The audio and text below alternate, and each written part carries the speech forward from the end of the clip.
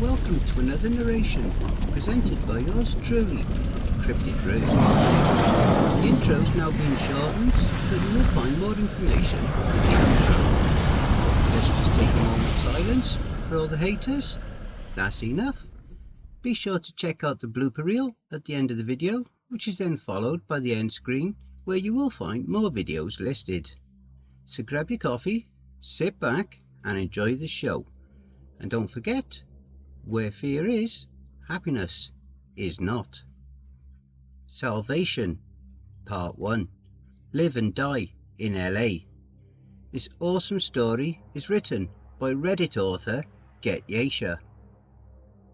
She opened her eyes to see the night sky.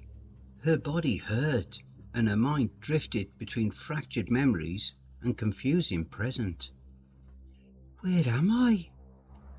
She groaned, struggling to bring her hand to her face. She could see blood and bits of flesh clinging to her palm as a cool breeze whistled through the trees, carrying a sickly familiar odour that jogged her memory. Sitting up, inspecting her surroundings through blurry eyes, she realised she knew this place. This was her feeding ground. Standing and stretching while catching another scent in the air, it all came flooding back. Jacob brought her there. He wanted to help her. They all wanted to help her. In the distance, the persistent hum of cars speeding along the highway set her on the way back to civilization. Hours ticked by like seconds, and before she knew it, she was wandering through the city streets. Bright lights and miles of concrete in every direction. But she couldn't stop moving till she caught her reflection. Her hair dirty and caked with blood draped over her shoulders, covering her naked body. Before that moment, she wasn't aware of her nakedness. She'd paid no attention to the awkward stares and flashing cell phone cameras as she passed. Some jerk in a pickup truck yelled from his window, "Hey sweetheart, nice ass!" Suddenly she was self-conscious. She'd hurried to cover herself, and when there was nothing to help the situation, she ducked into an alley and hid. Digging through rotten-smelling trash, she discovered a torn sweatshirt and a stained pair of activity shorts that reeked of urine, but she had no choice. Slipping into the clothes, she tried to remember where she lived. Bits and pieces were falling into place, but she still couldn't recognise her own face. A woman's voice called from the street. "Ma'am, are you okay? I saw you running here. Is there anything I can do to help? Is there someone you need me to call for you?" She looked like a nice lady. Her short grey hair reminded her of someone, but she couldn't remember her name. Just the feeling of love and empathy in her eyes. I don't know where I am. Can you please help me?" The words felt foreign coming out, as if they weren't her native tongue, but the woman understood. She slowly eased her way to where the filthy girl was cowering near an overflowing dumpster. She looked at her with tears in her eyes and extended her hand. "I'm Maggie. Come with me. What's your name?" She didn't know what to say. She couldn't remember who she was. Scanning the ground around her, she saw an old jug, written on it in blue and white letters, Sunny D. So she told Maggie her name was Sunny. She smiled and took her by the hand, leading her back to the street. "Okay then, Sunny, what happened to you?" There was no valid explanation for the current situation, so she lied. She told her that she'd been taken by a man named Jacob and held against her will till she was able to escape. Maggie wanted to take her to the police, but that was the least of her worries.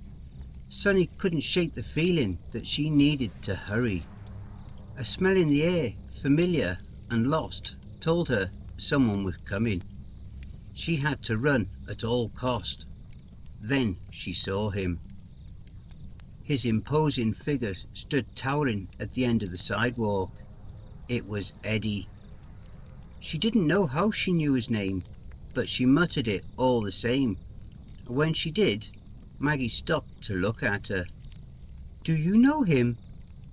The overwhelming urge to run hit, and she didn't waste a second thinking about it. "Run!" she shouted, bolting in the opposite direction. Sunny never looked back, weaving through the crowd, moving faster than she thought she could. She sprinted down the sidewalk to the end of the block, then darted out into traffic. Cars blared their horns and swerved to avoid hitting her, but she didn't care. Using the white lines to guide her, she ran against the flow of traffic, eventually hopping a guardrail and disappearing into the city. Chapter 1. Live or Die in LA. It had been a week and she still couldn't remember it all. She could smell them out there looking for her. As long as she kept moving, she thought she had a chance. She had to get out of LA. She couldn't hide there forever. She'd been camped out in a vacant apartment in Inglewood for the last 2 days. She was amazed no one noticed, but she had to stay focused. She needed money, and she needed it right then. There were a couple of local guys that kept hitting on her. They both seemed to carry a little weight around there, so she started thinking of paying them both a visit. Besides that, she was hungry. She hadn't eaten in days. She started with Rico, mainly because he was the closest. He lived on the corner of Freeman and 101st.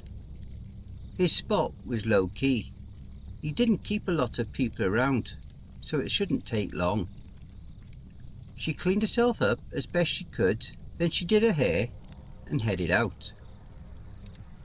He flashed a slick grin when he saw her coming.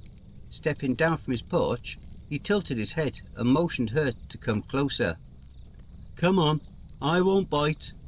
She almost laughed, but managed to contain herself and entertained his wealth of slick talk and corny pick-up lines. Then he invited her inside. The moment that door closed, it was over. She got close to him, pretending to want a kiss, then snapped his neck. The growling in her stomach turned to a roar and she started drooling. One by one her human teeth fell away, replaced by flesh-shredding fangs as her jaw unhinged and her eyes rolled over black. The wet crunch of biting through his skull made her giggle a little as his eyes burst between her teeth. She'd torn through most of his torso before she'd had enough. Wiping blood and Rico's bits off her face, Sunny stood up and looked around. Slowly shifting back to human form, she strolled through the pools of blood and bits of bone over to the bar and grabbed a bottle of vodka. It didn't take long to find his stash of guns and money. No drugs though. She was a little disappointed by that. When she was cleaned up and had scavenged something to wear, she wound up with $15,000 and the keys to Rico's car. She didn't know if she'd ever driven before, but at this point, it didn't matter. She was tired of walking. After an hour of trial and error, resulting in several damaged vehicles and one dead cat, she got it under control. She was driving past a dollar store on Century Avenue when a truck came flying out of the parking lot and slammed into her. The sound of screeching tyres against concrete and twisting metal filled her ears as the car tipped onto its side and slid, sending a shower of sparks in every direction. Sunny's vision swirled and faded rhythmically with the pounding of her heart, while she dangled in the mangled mess of metal and glass. The seatbelt the only thing keeping her from falling. Gruff voices barked orders somewhere out of her sight. "That's her! Drag that piece of shit out of there so we can go. Move your asses, the cops are coming." That horrible stink of wet dog and rotten meat told her all she needed to know. They'd found her. She couldn't move. She was slipping out of consciousness as the first three men pushed the car back to its upright position and dragged her out onto the street. The last face she saw before completely blanking out was Eddie, looking down at her with a toothy grin. She's a fucking ghoul, Eddie! Why would you bring her here? Do you even realise what you've done? Sunny slowly opened her eyes to see Eddie talking with an old man. She didn't try to move. She closed her eyes and pretended to still be unconscious. She could hear Eddie pacing and growling through his words. She murdered my brother and his wife. How am I supposed to let that go, Titus? Truce or no truce, our Lord demands blood. Titus let out an agitated sigh. Old Lord is dead. No one lives that way, Edward. This is the new world. War will expose us to the humans and we'll be hunted down. Now let this girl go before you do something I can't fix. In his heart he knew what Titus was saying was true, but it didn't change the way he felt. He wanted Sunny dead, and no new world rules would change that. Eddie stormed out, leaving her there with the old man. As the heavy steel door clanked shut, Titus huffed and exhaled a deep breath. I know you're awake. What clan are you from? Stopping for a second, he turned to her and sniffed the air. You don't smell local. That can't be good. Stepping closer to get a good look at her, he narrowed his eyes and inspected her from head to toe. You don't have any clan ink. Where'd you come from? Sunny didn't know what to say. She had no idea what he was talking about. The only others like her she could remember were Jacob and his family. She stayed silent, watching Titus become more frustrated by the situation. Answer the question, or I'll rip off your leg and beat you to death with it. For an old man, Titus was massive. He towered over her. His neatly trimmed grey hair and beard couldn't hide the deep scars that road mapped across his face. His right eye had been replaced with a shiny black orb that only added to his already intimidating appearance. He snarled and stepped closer, aggressively grabbing her by her face and tilting it upwards into the light. Leaning in close, he sniffed her hair and growled under his breath. You aren't from here. I can still smell the mountain air on you. Running his fingers through her hair, he paused, rubbing his fingertips together, then touching them to the tip of his tongue. A look of disgust crossed his face before he spat on the floor. We have no love for ghouls. Your clan is your protection, and you don't have one. You are freeborn. If I let you die, there won't be a war. But Edward doesn't know that. Now, what's your name? I don't know what he's talking about. Who are you people? Titus released her and stepped back, giving her a strange look. People? You've never seen one of us, have you? He chuckled to himself, seemingly calming down for the moment.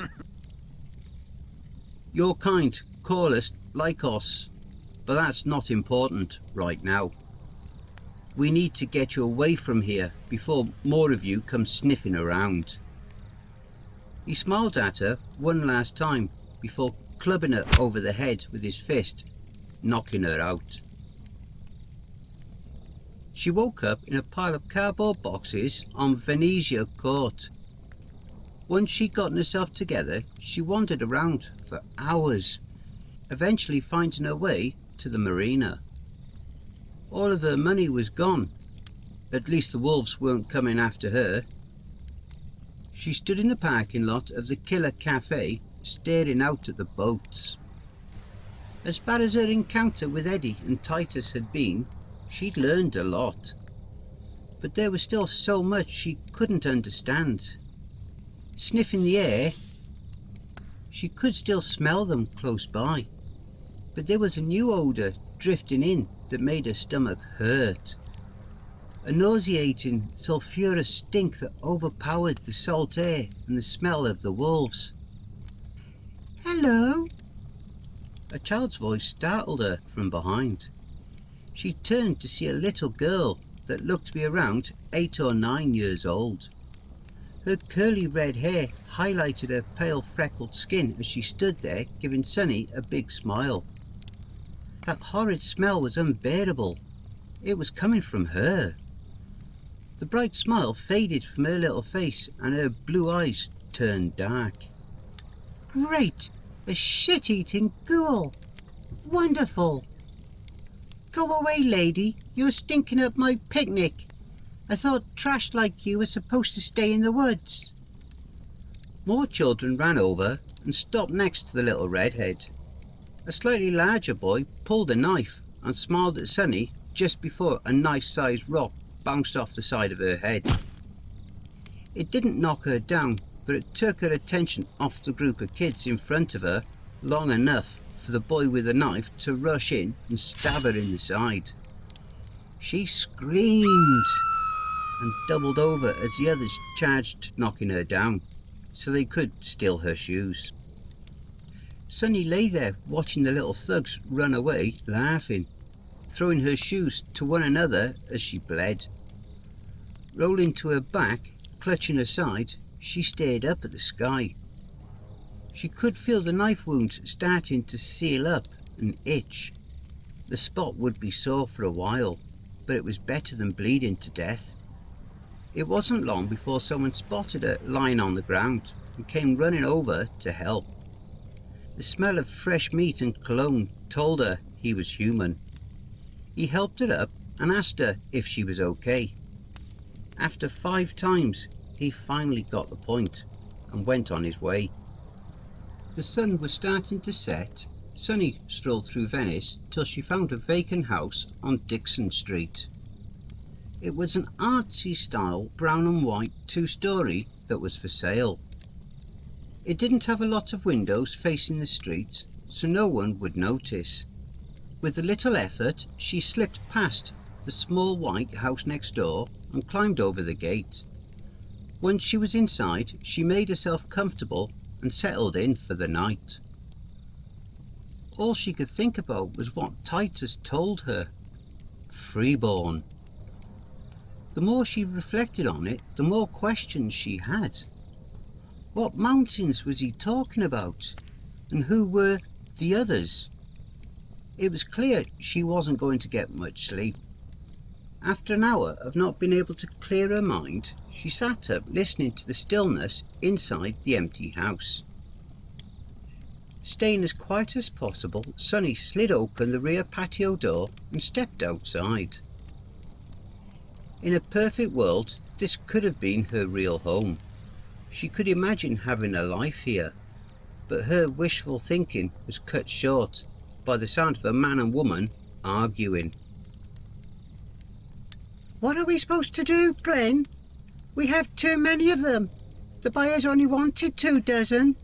I'm telling you right now, if we get stuck with the leftovers, I'm dumping them in the desert and calling it a win." Are you fucking stupid? Those leftovers are all profit, even if we let them go wholesale. We come out on top. Just relax. This is gonna be great. Trust me. Sunny watched the two bickering through a hole in the gate. They looked human enough, but they didn't have the smell. The more she focused on them, she realised they had no smell at all. She tried to ignore it, but as they entered the small white house, Sunny heard the sound of children crying. When she thought the coast was clear, she climbed over and tried to sneak a look inside. All of the windows had been blacked out. Silently, she checked one after the other till she got to the restroom. It was open. She could clearly hear the children, but she couldn't see them. She watched Glenn pass through the hall with a bucket. When he vanished from sight, there was a moment of silence, then she heard him call out, Oh, god damn it. One of them died. Bring me that suitcase, then go get the car started. We have to take a ride. Something about the sound of those children crying made her blood boil. Sunny climbed through the window with no idea of what she was stepping into. She listened to the woman grumbling to herself while carrying the suitcase down the hall, and when she passed the restroom, Sunny ambushed her. Quickly clamping a hand over her mouth and snatching her inside, something felt wrong about her skin. It was cold and rubbery, like a mask. She squirmed against her grip and was about to wriggle free. Being a ghoul meant Sunny was stronger than an average human, but this wasn't an average person. She literally shed out of her skin and clothing, revealing a reptilian-looking creature that cried out with a raspy, hissing voice. There was no time to waste. She could hear him storming in their direction. The reptile woman hissed loudly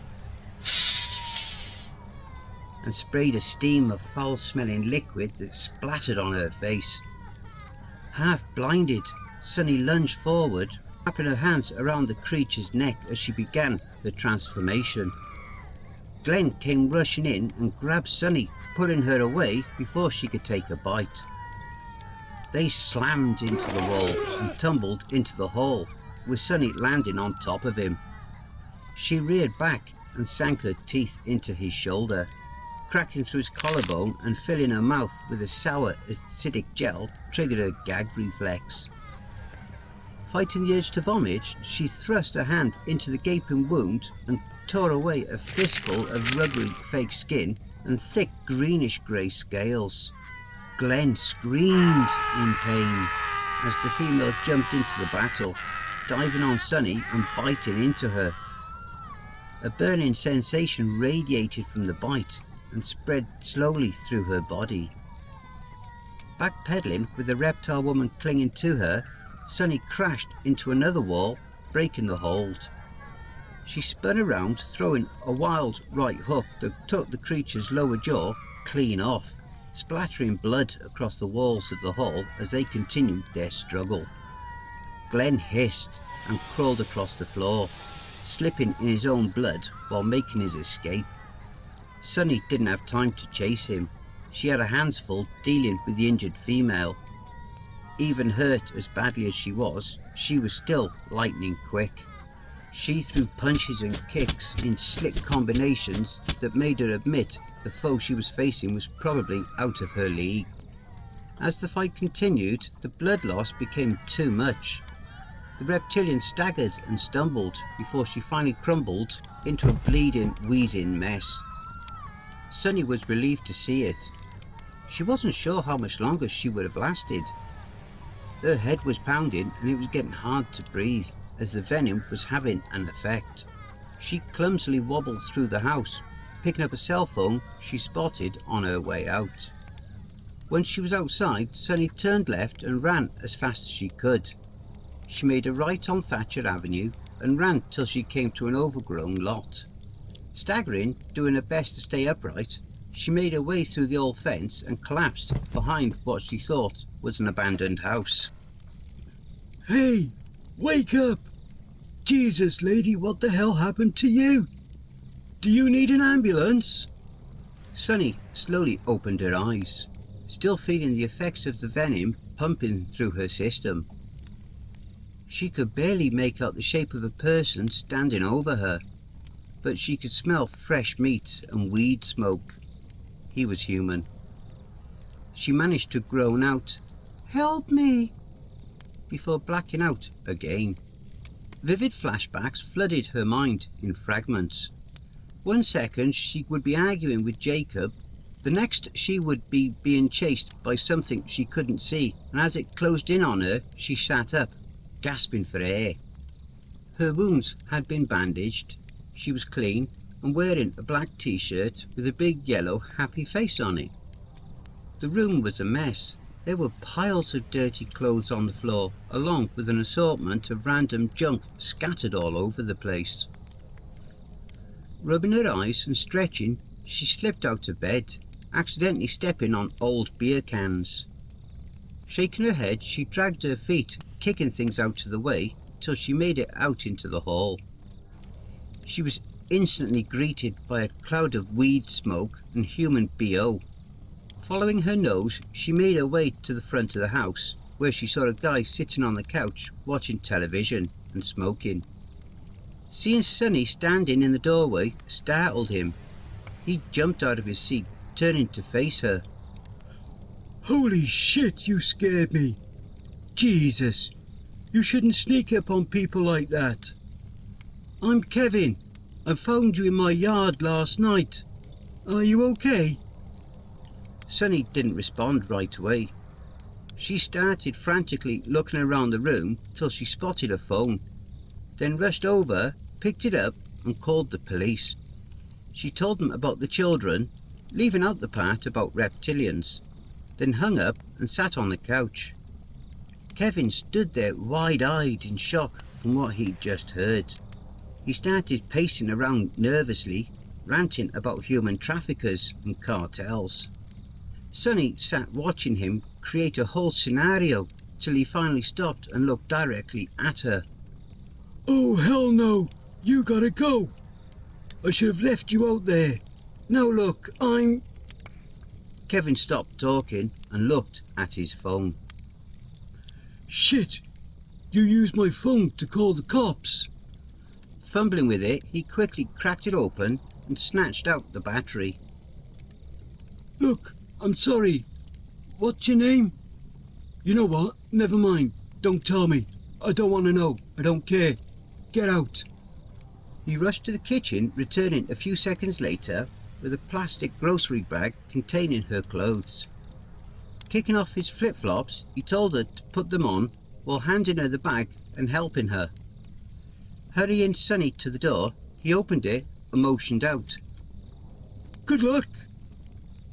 The second she was outside, he slammed it shut and locked it. It had been a few days since Kevin put her back out on the streets. Sonny had roamed into downtown and found an old warehouse on West 14th. The building was painted a soft blue. It made the graffiti stand out, and for some reason she felt comfortable there. With all the recent events, she hadn't had time to eat, and it was starting to wear her down. Weak and still feeling the effects of the venom, she snuck out through the rear entrance and stood in the sun for a moment, taking in all the smells of the city.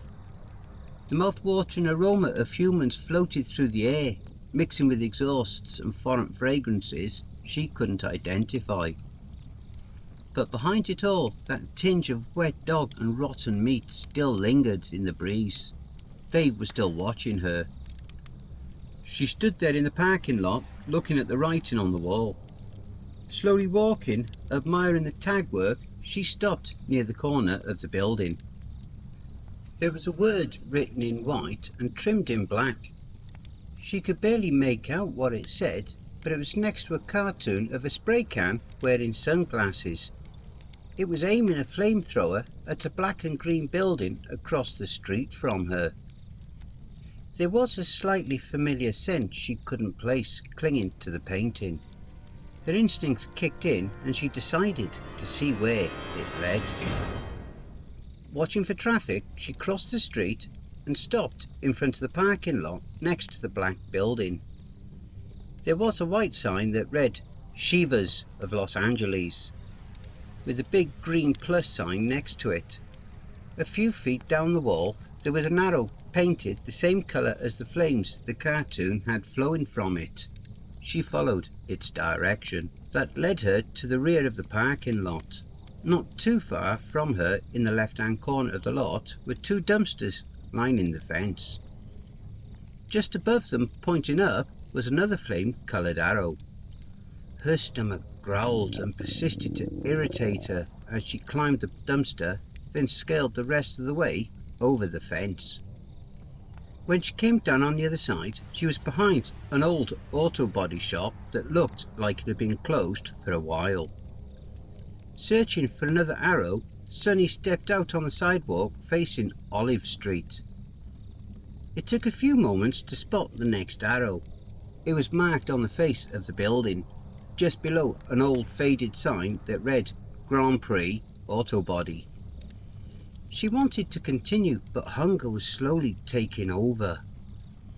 It wasn't long before she found herself sidetracked, following some lady that was too far away to notice that she was being followed. Keeping her eyes on the target, Sunny quietly strolled along, keeping tabs on her every move. She stopped at the end of the block, waiting for traffic to pass. Sunny slowed down to give her time, and as she did, she glanced to her left, noticing a stocky guy standing near a row of scooters. He was staring directly at her. Doing her best to ignore him, Sunny kept her eyes on her meal. But as the light changed and the woman crossed the street, the odd-looking man flagged her down and came jogging over. "Oh, I'm sorry. I thought you were someone else." Ignoring his small talk, Sunny attempted to go around him, but he gripped her arm, stopping her in place. Looking around, he leaned in. "I can't let you do that. This territory is spoken for." Making sure no one was paying attention, he sniffed the air and stepped back, looking at her. "Who are you with?" Rolling her eyes, disgusted by the question, she snatched her arm free and took off, trying to keep sight of her target as she entered a restaurant. Sunny darted across the street as the lights went red, slowing down to a normal pace. Once she was on the sidewalk, she tried not to attract attention to herself. She noticed the smell that guy had left on her.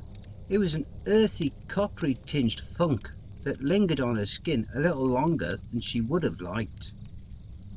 Reaching out to grab the door before it closed, she calmly entered the building. Feeling instantly out of place, Sunny spotted a restroom and made a beeline straight for it. She stepped over to the sink and started running hot water while she looked at her reflection in the mirror. Her long dark hair was pulled back into a ponytail. Her normally warm human complexion was covered by a thin coat of dust and grime from the warehouse floor, and she felt horrible. Dipping her hands into the water, she smiled at how good it felt. Leaning down, she cupped the water in her hands and began washing her face.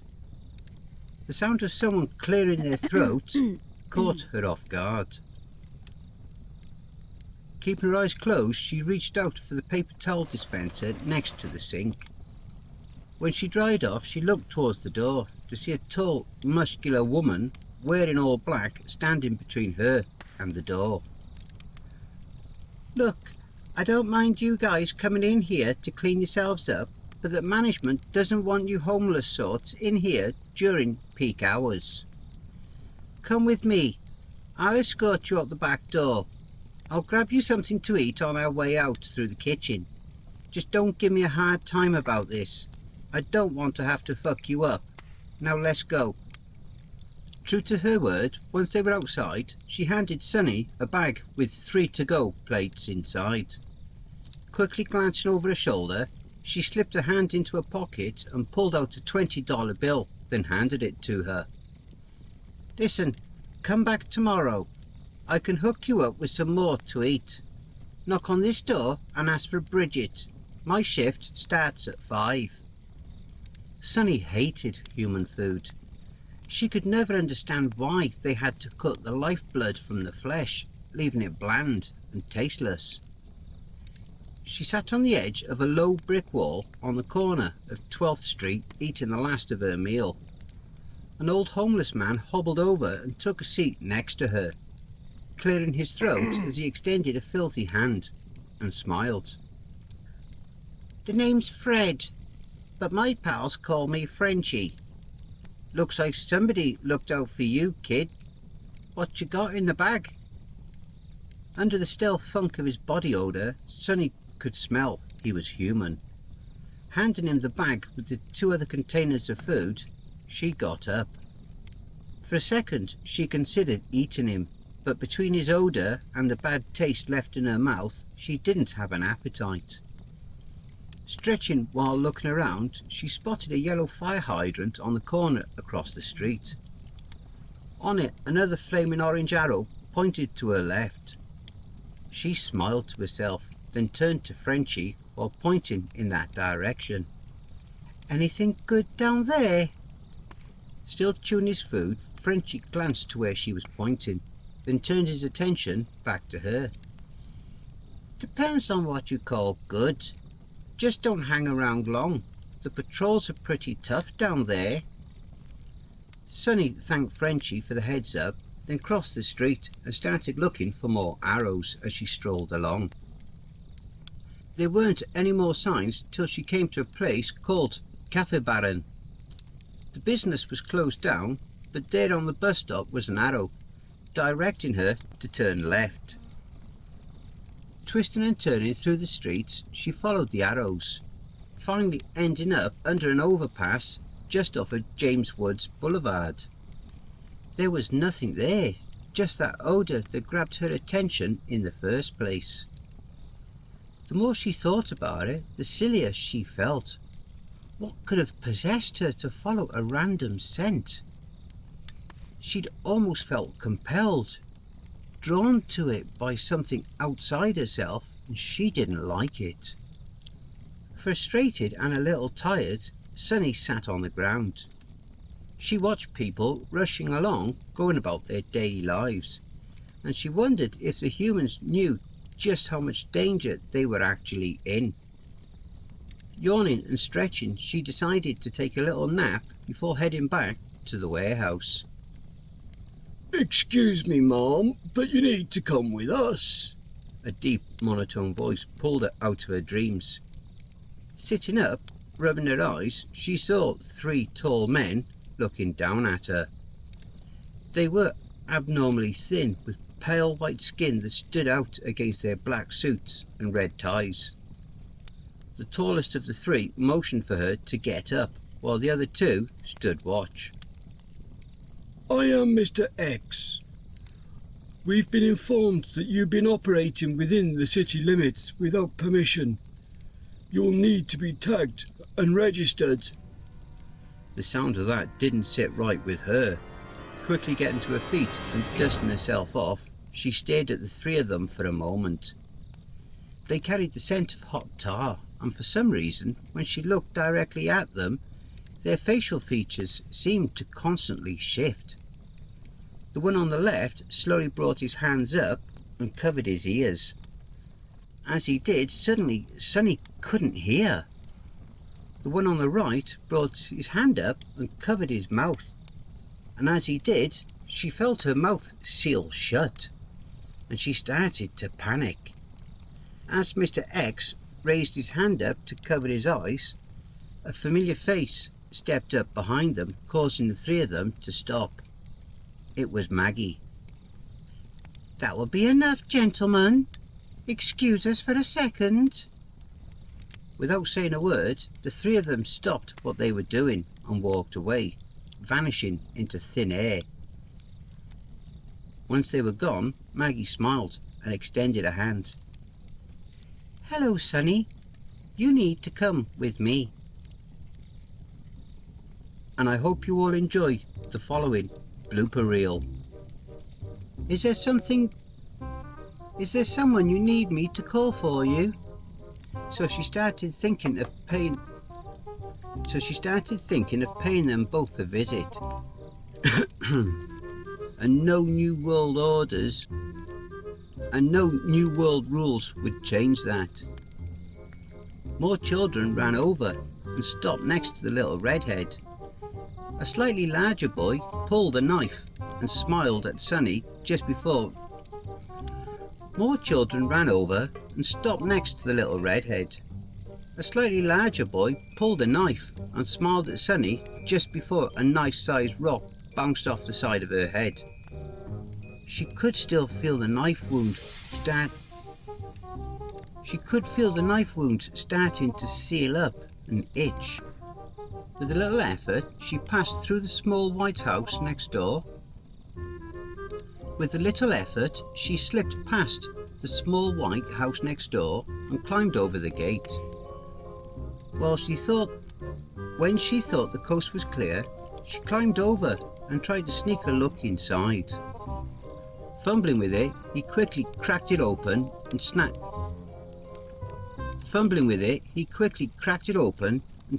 out the battery. True to her word, once they were outside, she handed Sunny a bag with three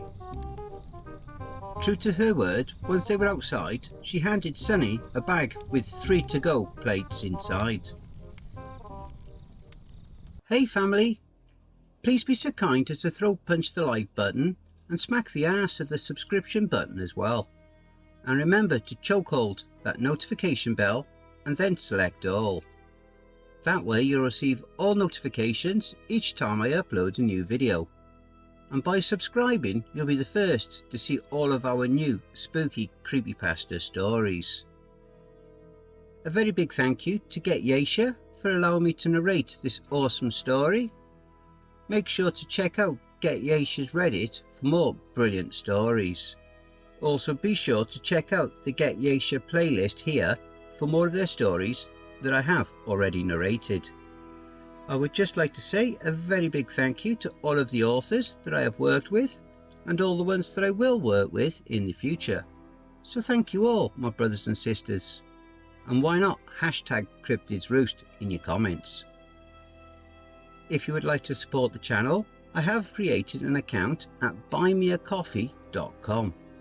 You can send your coffee donations, big or small, to that site, link is below, or via paypal.me/cryptidsroost.